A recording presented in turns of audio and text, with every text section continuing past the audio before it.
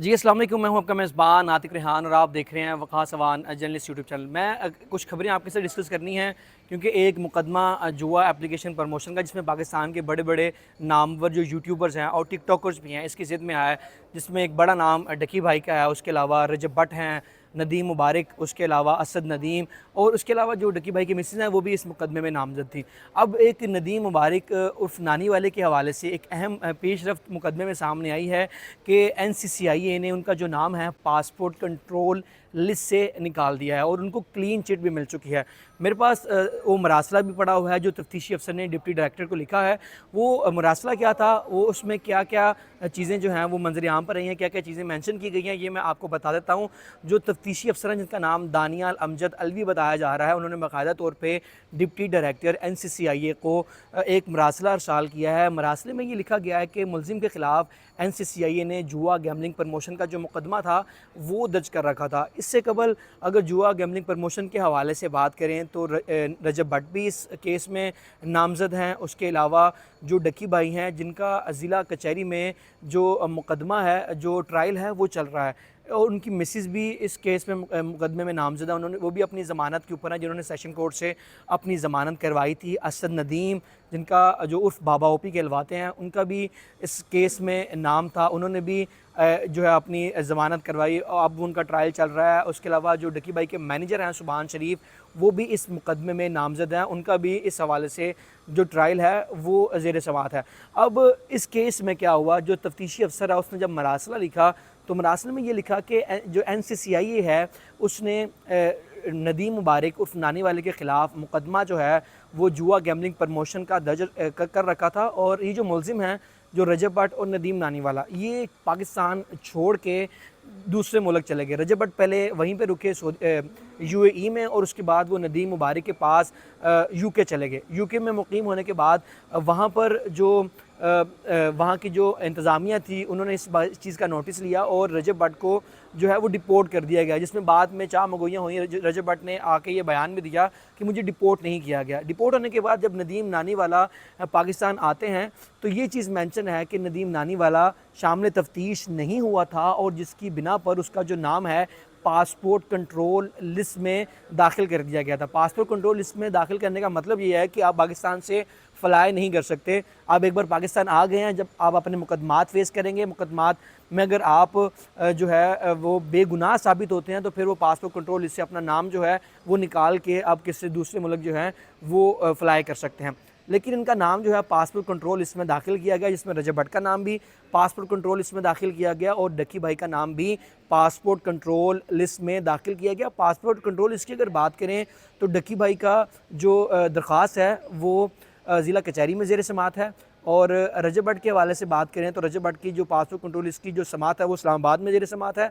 और इसी हवाले से जब तफ्तीशी ने जो मरासले में एक चीज़ एक बाकायदा तौर पे मेंशन की कि ये मुलजिम जो है शामिल तफ्तीश नहीं हुआ था, इसका नाम जो है पासपोर्ट कंट्रोल लिस्ट में दाखिल किया गया था, लेकिन बाद में नदीम मुबारक उर्फ नानी वाले ने अपनी जो ज़मानत है मुतलका अदालत से करवाई और मुतलका अदालत से ज़मानत करवाने के बाद वो बाकायदा तौर पे शामिल तफ्तीश हुए। शामिल तफ्तीश हुए, जब हमने तफ्तीश की तो तफ्तीश में ये बात सामने आई कि जो मुलजिम जो नदीम मुबारक हैं उर्फ नानी वाला, उनके ख़िलाफ़ कोई भी सबूत जो है वो नहीं मिला, वो बेगुनाह हैं और उनका जो नाम है पासपोर्ट कंट्रोल लिस्ट से निकालने के लिए हमें कोई एतराज़ नहीं है। और जो डिप्टी डायरेक्टर NCCI को मरासला अरसाल किया गया था उसमें ये भी चीज़ मेंशन थी कि लिहाजा हमने तफ्तीश जो है वो अपनी मुकम्मल कर ली है, जिसमें तफ्तीश में वो बेगुनाह जो है वो साबित हुए हैं और इनका नाम जो है पासपोर्ट कंट्रोल लिस्ट से निकालने की मंजूरी दी जाए।